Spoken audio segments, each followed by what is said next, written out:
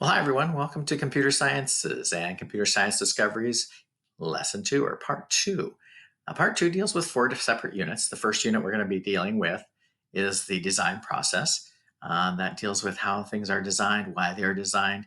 And in Lesson 1, we're going to be analyzing different ways for things to be designed and why they were designed a certain way. In our overview today, if you want to go ahead and go to the unit, the overview explores a variety of different teapot designs to consider how design choices are made and why. Using the teapots as an example, you'll explore the relationship between users, their needs, and the design of objects they use. Okay. Today's vocabulary words: critique, to critically evaluate in a detailed and constructive manner; empathy, in designing, paying attention to the user's feelings and needs when designing a product; and the user. Who is our user? Someone who uses an object, including software and hardware. Okay, so I'm going to give you a second. I want you to go ahead and pull up the activity guide that we have. I sent it to you in your classwork, so go ahead and grab that and pull it up, and I'll give you a couple seconds to do that. Okay, welcome back. So before we get into that, I wanted to consider a couple things. First of all, our objective today: critically evaluate an object for how well it is designed to meet a given set of needs. The second portion is identify empathy for the user as an important component of the design process. All right. When you consider that, I want you to go ahead and take a good look at your activity guides. Okay, the activity guide. Let's scroll down here. Activity guide. Next to each description of a user, you're going to write down the letter of each teapot that might be used. Be prepared to justify your answers. Now, there could be more than one particular answer for any given comment, so keep that in mind when you go ahead and go down and do that. So I'm going to give you about 15, 20 minutes to go ahead and work on that, and go ahead and do both sides of this activity guide, or both sections. There's 2 pages to it. The second portion deals with, for each of these teapots, finish the statement to the right. I like it because, I wished I had it, and what if, and so on. Okay, so do that for those that are on there, and I'll wait till you get back and we'll talk about it.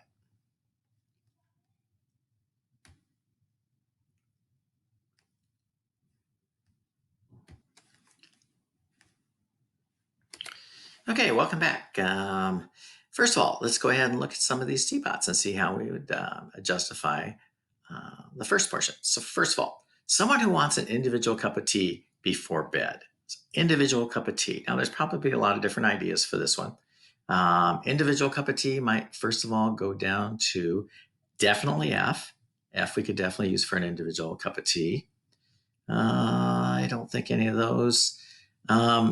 Individual cups, you can sometimes make an individual cup in A. Put a tea bag inside the pot of hot water, and you can make 1 cup. But probably our best answer is F on that one. Okay, let's go to the next one. Someone who often drops things. Someone who drops things. If you drop things, what's going to happen? It's probably going to break. So which teapot of these would not break if you dropped it? I'm looking at C because it's a metal. That is probably the best one for that group, because if I was to pick any of the other larger ones, those really aren't made for making a tea on stove. Those are more for decorations and getting something to a party, or having some tea served at a party. Okay, so for that one, I would say C is the answer for number 2. Okay, someone who likes very ornate objects. Okay, a lot depending on how you look at ornate. Ornate is beauty. Ornate is decorative, that type of thing. So ornate could be B. Could be ornate. Is kind of different. For some people, that might be ornate. E is also kind of ornate. It's kind of fancy. We could use that. G is also ornate in a certain way. And H is probably the best of the answers because it has a lot of design to it, has a lot of color to it. It's probably the more ornate out of all of them. So H would probably be the best answer, but not necessarily the only answer. Okay, number 4, someone who needs to serve tea at a dinner party. Okay, we can go by all these. These aren't really used for dinner parties. E is definitely a good one for a dinner party. You can set your decorative pot up and fill it with tea. You don't usually make the tea inside of these pots. and then put it on a table to be served. So that's probably our best one. Also, we can use this one as a for a dinner party too. Same type of idea. You probably make the tea outside, pour it into the pot, and then let people serve themselves from a party table. Okay. Okay, the next one. Someone who likes to see their tea brewing. Okay, we know we can go clear down here probably to D. That's probably our best one, to see it brewing.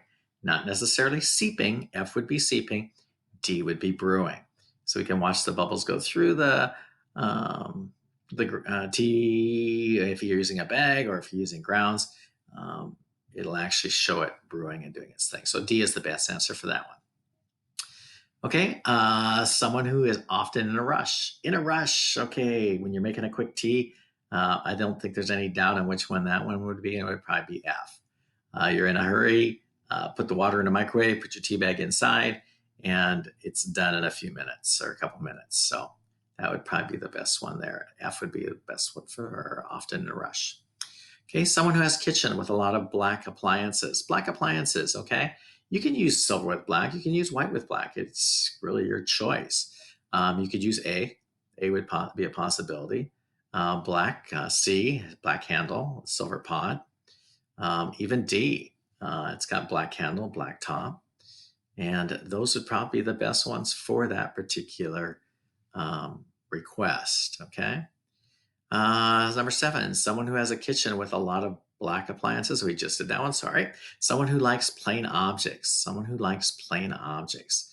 Plain, A is definitely plain. I would say A is probably the best answer for that one. So it would be A for someone who likes plain objects. Number 9, someone who prefers iced tea. Iced tea, someplace you have to put ice in. Iced tea might be probably F again, because you make your cup of tea or you make your tea in a pot, pour it into an ice glass, and that would probably be the best bet for iced tea. Okay, number 10, someone who can use a stove to heat up water. Someone who can use a stove to heat up water. Okay, so which one of these would be used to heat up water in a stove? Definitely not that one. Definitely not that one. Here's a metal pot for a stove. That's definitely a stove item. This one here, D, could also be considered a stove. Say some of those glass pots you can't put on the stove. And I think this is one of them. I think those are the only two. Okay, so we'll move on to the next one. Number 11, someone who owns a pot holder. What's a pot holder? A pot holder is something that goes underneath the given pot to set it on a table so it will not burn the table or it will not burn your hands. So that's what a pot holder does. So a pot holder to keep the pot itself from burning you or burning a table. All right, so not this. This one definitely, because if you take that off of the burner, it's definitely going to be hot. So you might want to set it on a pot holder, or you might want to use a pot holder to lift it up if the handle's hot. This one's the same way. You might want to put it on a pot holder so that it doesn't burn the table underneath. And those would be the only two again. Okay. All right, next one, 12. Someone who wants to serve tea to a friend who came over for a chat. So you're serving tea to a friend. Very simple. It's nothing fancy. Tea to a friend, you could take A. You could take B. You're serving it to a friend.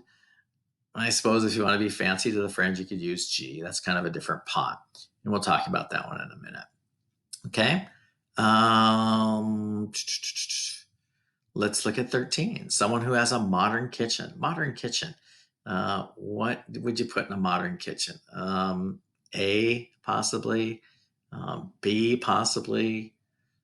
D is kind of modern. I mean, it's a glass see-through pot that you can watch brew. That's kind of cool. So that could be considered modern. All right. But that would be it as far as modern kitchens go. Okay. The next one, number 14, someone who likes tall, thin objects. Okay. Tall, thin objects, you can look at E is a tall, thin object. It's kind of a decorative thing. G is a tall, thin object. I would say even H could be tall and thin, but what are you looking for with tall and thin? What's the purpose of a tall and thin object? I don't know. To me, that one doesn't make a whole lot of sense because what we have here, if you look at them all, yeah, it could be tall, but they're not real thin. So they're kind of bulky. Okay, someone who collects antiques. Antiques could be considered, H could be considered an antique, E considered an antique. Looking at C, that pot looks pretty beat. That could be an antique. So those would be our antique types of pots. So that would be our antique section. Also, and the last one, someone who has a very plain or very small kitchen. Small kitchen, you might want to go with F, D, C, or even A. If you have a small kitchen, those are items that would, you know, you could fit on the stove fairly easy and not have to worry about them looking big and bulky. Okay, let's go down to the next one, critiquing design. For each of these teapots, finish the statement on the right that critiques the object in design.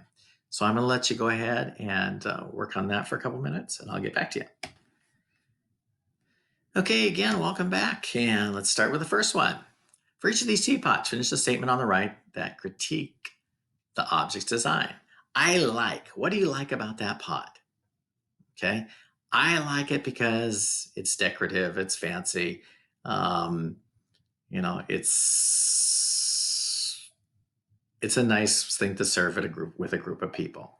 I wish it was a different color. I don't really care for the orange, so I would maybe go with um, a brownish, a white, a gray, something like that, and not make it so popish. And then what if it was a different color? Um, Maybe a little design on it might be kind of nice too. So that would be my what ifs. Okay, the next one, the single cup. I like it because it's a single cup. You're not wasting water. You're not wasting a lot of tea. It's good for one cup for you as an individual, and it would work out fine for grabbing something quick to go. I wish, maybe I wish it was in a thermos, or not a thermos, but more of a to go type of mug instead of a glass mug. And what if it was in a to go mug? I would use it probably all the time. So then people couldn't also see how much cream I add to my tea. So anyway, that's beside the point. Okay, the next one. I like it because it's got a great design. For a dinner party, that's fantastic. It's got a neat little design to put in as a centerpiece. You would put maybe glass teacups around it, or even silver teacups around it. It would be real nice. It'd be a nice thing for a dinner party. I wish there isn't too much you can wish. I wouldn't wish anything changed on that one because it's pretty nice. It's a nice little dinner party teapot. And then what if we could see the cups that went with it? I don't know. I'm just kind of guessing there. So anyway, let's move on to the next one. Next one, I like it. Okay, this is a great one. I like this teapot because you can watch it brew. You can see what's going on inside. You can see how plain water changes into your tea water.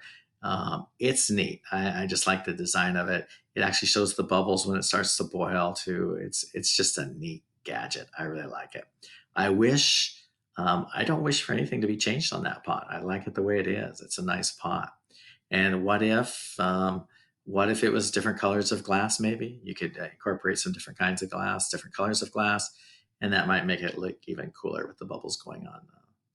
Say a really light blue glass, and here's bubbles going on the light blue glass. But anyway, that would be my what ifs for that. So that is the conclusion of our activity guide for what we've done for this unit, or this lesson in this unit. So the lesson, again, we are doing it in the design process, and unit one, or lesson one, dealt with the analyzing of the design process. So that's what we did. We designed, or we analyzed the design of different teapots. We looked at them, how they would work for maybe us as individuals. And again, your ideas are going to be different than mine. A lot different, probably, because you may not even like tea and think that they're all kind of stupid, but that's beside the point. You are designing something for somebody else. So anyway, that concludes this lesson. I hope you enjoyed it, and I will see you on the next lesson. Have a good day.